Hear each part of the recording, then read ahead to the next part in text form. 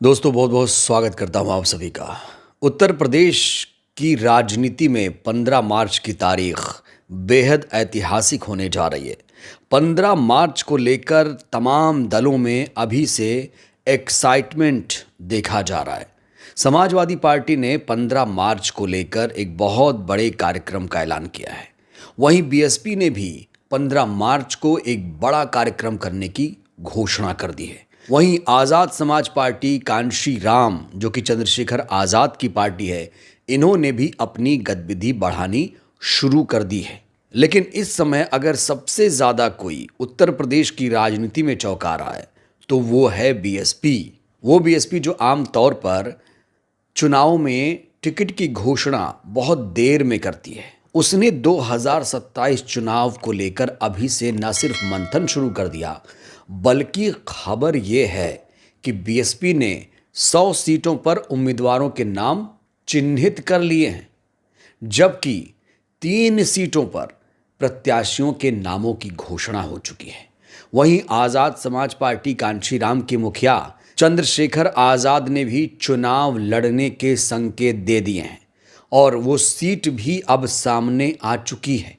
कहा जा रहा है कि चंद्रशेखर आज़ाद उत्तर प्रदेश विधानसभा चुनाव में अपनी किस्मत आजमाएंगे। वो कौन सी सीट है दोस्तों, मैं आपको बताऊंगा। साथ ही साथ बात करेंगे पीडीए दिवस की। आखिर पीडीए दिवस क्यों मनाया जा रहा है, कौन मना रहा है और कब मनाया जाएगा। लेकिन सबसे पहले बात होगी बीएसपी की। दोस्तों, बीएसपी को लेकर बहुत बड़ी खबर सामने आ रही है। खबर यह है कि आकाश आनंद, जो कि बीएसपी के चीफ नेशनल कोऑर्डिनेटर हैं, वो राजस्थान से चुनावी शंखनाद करने जा रहे हैं। राजस्थान में एक ज़िला है, संभाग है भरतपुर। भरतपुर से आकाश आनंद रैली की शुरुआत करने जा रहे हैं। आपको बता दें कि राजस्थान में पंचायत का चुनाव है। हालांकि पंचायत का चुनाव तो उत्तर प्रदेश में भी है, लेकिन कहा जा रहा है कि भरतपुर से होते हुए आगरा को साधते हुए पूरे यूपी को साधने की तैयारी बीएसपी वहां से करेगी। तो आकाश आनंद 15 मार्च से एक्टिव होने जा रहे हैं। 15 मार्च को बीएसपी एक कार्यक्रम लखनऊ में करने जा रही है, नोएडा में करने जा रही है। हालांकि आकाश आनंद को राजस्थान में लगा दिया गया है।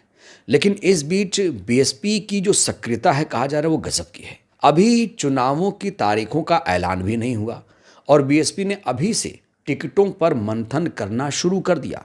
तमाम सोर्सेस से ये जानकारी मिली है कि बीएसपी ने 100 सीटों पर, उत्तर प्रदेश की 403 विधानसभा सीटों में से 100 सीटों पर प्रत्याशियों के नाम चिन्हित कर लिए हैं और कहा जा रहा है कि 3 सीटों पर प्रत्याशी घोषित भी हो गए।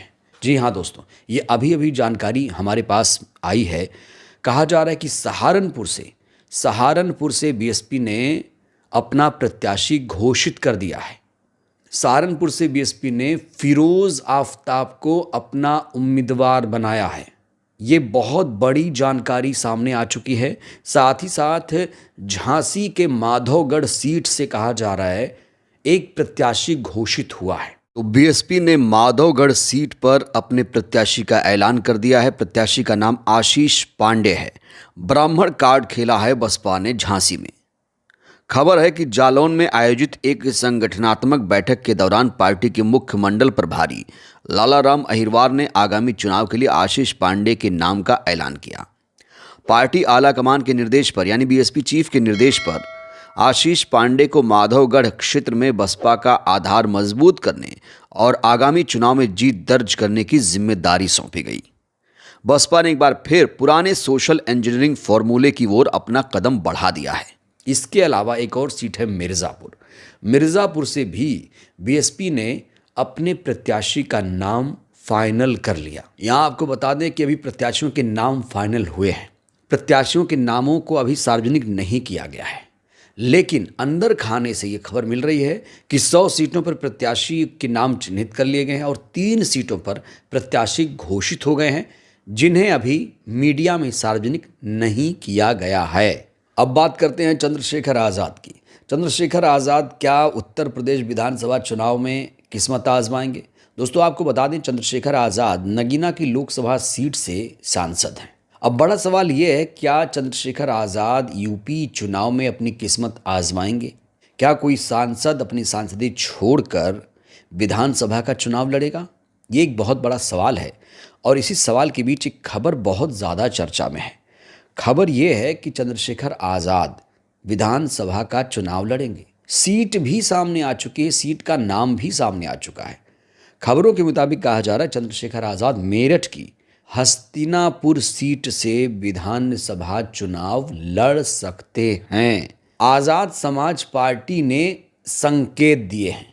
ऐसी खबरें फिलहाल मिल रही हैं। हालांकि खबरों में कितना दम है ये तो बाद में पता चलेगा, लेकिन कहा जा रहा है कि ये जो हस्तिनापुर सीट है वो सुरक्षित सीट है। याद रखिएगा, नगीना सीट भी सुरक्षित सीट थी। सुरक्षित सीट क्या होती है? जहां पर एससी या एसटी कैंडिडेट ही चुनाव लड़ सकते हैं, कोई और वहां उम्मीदवार नहीं हो सकता है। हालांकि वोट हर कोई डालता है। एससी एसटी के लिए बाकायदा संविधान में प्रावधान किए गए हैं। तो अब खबर ये आ रही है कि मेरठ की हस्तिनापुर से चंद्रशेखर आज़ाद विधानसभा का चुनाव लड़ सकते हैं। हालांकि इसको लेकर अभी कोई आधिकारिक घोषणा नहीं हुई है, लेकिन इस बात की चर्चा जोरों पर शुरू हो गई है कि चंद्रशेखर आज़ाद भी चुनाव लड़ सकते हैं। वहीं चंद्रशेखर आज़ाद की बेहद राइवल मानी जाने वाली प्रतिद्वंदी, या यूँ कहिए कि उनसे बहुत ज़्यादा बैर रखने वाली एक लड़की आजकल वायरल है, रोहिणी घावरी नाम की, जो चंद्रशेखर आज़ाद की बहुत करीबी हुआ करती थी। उन्होंने हालांकि इसको लेकर एक ट्वीट भी कर दिया है। उन्होंने लिखा है, चुनाव लड़के देख लो, हार पक्की है, ज़मानत भी जब्त हो सकती है, घर घर जाकर लोगों को सच मैं बताऊंगी। तो ये कह रहे हैं कि अगर चंद्रशेखर आज़ाद हस्तिनापुर सीट से चुनाव लड़ेंगे तो ये लोगों को जाकर बताएंगे कि भाई देख लो, ये आदमी सही नहीं है। दिलचस्प बात यह है कि जब चंद्रशेखर आज़ाद नगीना सीट से चुनाव प्रचार कर रहे थे तो यही रोहिणी घावरी कह रही थी कि हमने चंद्रशेखर आज़ाद को बहुत सहयोग किया, बहुत मदद की और हमारी वजह से वो चुनाव जीते। लेकिन अब दोनों में बहुत ज़्यादा अनबन है। कई गंभीर आरोप भी रोहिणी ने लगाए हैं। खैर, चंद्रशेखर आज़ाद क्या चुनाव लड़ेंगे, ये बड़ा सवाल है। क्या वो सांसदी छोड़ देंगे? विधानसभा चुनाव के लिए क्या वो सांसदी छोड़ देंगे? और बड़ा सवाल ये भी है, क्या चंद्रशेखर आज़ाद की पार्टी गठबंधन करके चुनाव लड़ेगी? आपको बता दें, चंद्रशेखर आज़ाद की जो पार्टी है उसने बिहार में एआईएमआईएम से गठबंधन किया था और कहा जा रहा है कि एआईएमआईएम से उसका गठबंधन बरकरार रहेगा। वहीं अगर मैं बीएसपी की बात करूं तो बीएसपी गठबंधन नहीं करेगी। बीएसपी 2007 की तरह चुनाव लड़ेगी, जैसे 2007 में उन्होंने बिना गठबंधन के पूर्ण बहुमत की सरकार बनाई थी। कहा जा रहा है कि 27 में भी ऐसा दोहराया जाएगा। ये पार्टी की तरफ से लगातार कहा जा रहा है कि हम सत्ता की चाबी हासिल करेंगे। लेकिन इस बीच चंद्रशेखर भी उभर कर सामने आ गए हैं। चंद्रशेखर आज़ाद भी बहुजन राजनीति करने के लिए जाने जाते हैं। इस बीच अखिलेश यादव को लेकर एक खबर बहुत ज़्यादा चर्चा में है। आप लोग जानते हैं कि अखिलेश यादव ने एक नारा दिया है जिसका नाम है पीडीए। पीडीए मतलब क्या है? पिछड़ा, दलित, अल्पसंख्यक। हालांकि पीडीए का अर्थ अलग अलग वक्त में बदलता रहता है। अब एक बहुत बड़ा ऐलान किया गया है अखिलेश यादव की तरफ से। यहाँ आप देखिए, बैनर पोस्टर छपवा दिए गए हैं। 15 मार्च को आपको बता दें मानवर कांशीराम जी की जयंती है। 15 मार्च को जयंती है और इस मौके पर समाजवादी पार्टी ने एक बड़ी घोषणा कर दी। कह दिया है साफ तौर से, पोस्टर बैनर छपवा कर कि 15 मार्च को हम पीडीए दिवस मनाएंगे। बताइए, लोहिया विचारधारा वाली पार्टी अब बहुजन विचारधारा पर चल रही है। समाजवादी पार्टी को ये पता है कि बीएसपी भी यही राजनीति करती है। बीएसपी तो अंबेडकरवादी पार्टी है, बहुजन की राजनीति करती है बीएसपी। हालांकि अब बीएसपी का नारा भी बदल गया है, सर्वजन कर दिया गया है। पहले बहुजन था जब कांशीराम जी हुआ करते थे, अब नारा सर्वजन हो गया है, सर्वजन हिताय सर्वजन सुखाय। तो यहाँ पर देखिए आप किस तरीके से ज़ोर शोर से प्रचार प्रसार किया जा रहा है। लखनऊ में इसको लेकर पोस्टर बैनर छपने लगने शुरू हो चुके हैं। 15 मार्च को पीडीए दिवस ये मनाएंगे। अब इनका पीडीए कितना कामयाब होगा ये तो देखना होगा। इस बीच पूर्व सिटी मजिस्ट्रेट अलंकार अग्निहोत्री बहुत ज़्यादा चर्चा में है। अलंकार अग्निहोत्री, ये चेहरा देखिए, कुछ याद आया क्या? आप लोग इन्हें पहचानते हैं? ये अलंकार अग्निहोत्री हैं। अब खबर इनके बारे में ये मिल रही है कि अलंकार जी ने भी अपनी पार्टी बना ली है और पार्टी का नाम क्या रखा है? RAM। RAM का मतलब क्या है? राष्ट्रीय अधिकार मोर्चा। जैसे बीजेपी, बीएसपी, ऐसे RAM। तो अलंकार अग्निहोत्री ने पार्टी क्यों बनाई? क्या इन्हें सत्ता से संरक्षण हासिल है? हालांकि ये बात जगजाहिर है कि सरकार से इनको बहुत ज़्यादा सपोर्ट मिला है। ये यूपी के सीएम के बहुत ज़्यादा करीबी माने जाते हैं। अब इन्होंने पार्टी क्यों बनाई है, किस लिए बनाई है, चुनाव लड़ेंगे तो किसको नुकसान होगा, किसको फ़ायदा होगा, ये दोस्तों अलग बहस है। बहरहाल इन्होंने पार्टी बना ली है, मजिस्ट्रेट पद से इस्तीफा दे दिया है और अब राजनीति में कूद पड़े हैं। अब ये चुनाव में किसे फ़ायदा पहुंचाएंगे, किसे नुकसान, ये अपने आप में बड़ा सवाल है। बहरहाल बड़ी खबर तो यही है कि बीएसपी ने 3 सीटों पर अपने प्रत्याशी के नाम फिलहाल फाइनल कर लिए हैं। घोषणा अभी नहीं हुई है, फाइनल कर लिए हैं। और चंद्रशेखर आज़ाद को लेकर खबर यह है कि वो हस्तिनापुर सीट से चुनाव लड़ सकते हैं। और समाजवादी पार्टी ने पीडीए दिवस की घोषणा कर दी है। तो यूपी की राजनीति बेहद दिलचस्प मोड़ पर पहुंच चुकी है। 2027 में विधानसभा का चुनाव है। इसी साल पंचायत का भी चुनाव है और पंचायत के चुनाव को सेमीफाइनल भी माना जा रहा है।